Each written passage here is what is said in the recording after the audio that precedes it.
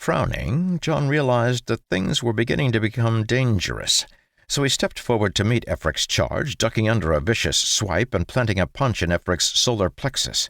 Though it wasn't his hardest punch, it should have been enough to put the chosen down, yet Efric merely grunted, falling back a step before launching himself forward again, clearly intent on tearing John apart. The sight of Efric's draconic face sent a shiver of disgust through John, dredging up the memory of his long and painful fight against Farutef. Unable to control his emotions, John let out a low growl and slammed his fist into Efric's face, this time using all of his strength.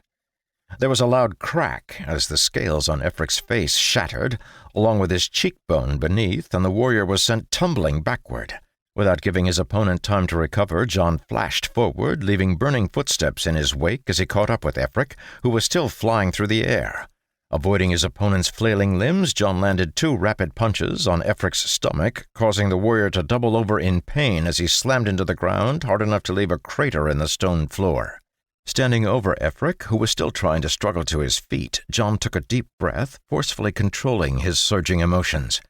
Not trusting himself to not kill Efric if the fight continued, John used a bit of his flame to bind Efric, completely locking down his movement. With a long sigh, John crouched down next to the warrior, who was still glaring at him with surprising intensity despite the excruciating pain he must have been feeling. "You can tell your master that I reject her ultimatum, but trust that mine still stands. We have no problem with the resplendent empire, and we both know that Farutef was not as you make him out to be. Return to your master and warn her to leave us alone." Shaking his head, John patted Efric on the chest and stood up, pulling his flame away as he did so. Furious, Efric jumped to his feet, but John, along with the other Tower Masters, save Tower Master Eowyn, were gone, teleported away by Adaverax. To keep listening to this audiobook, I've left you a link in the description so you can do it, at no cost thanks to Audible's 30-day free trial.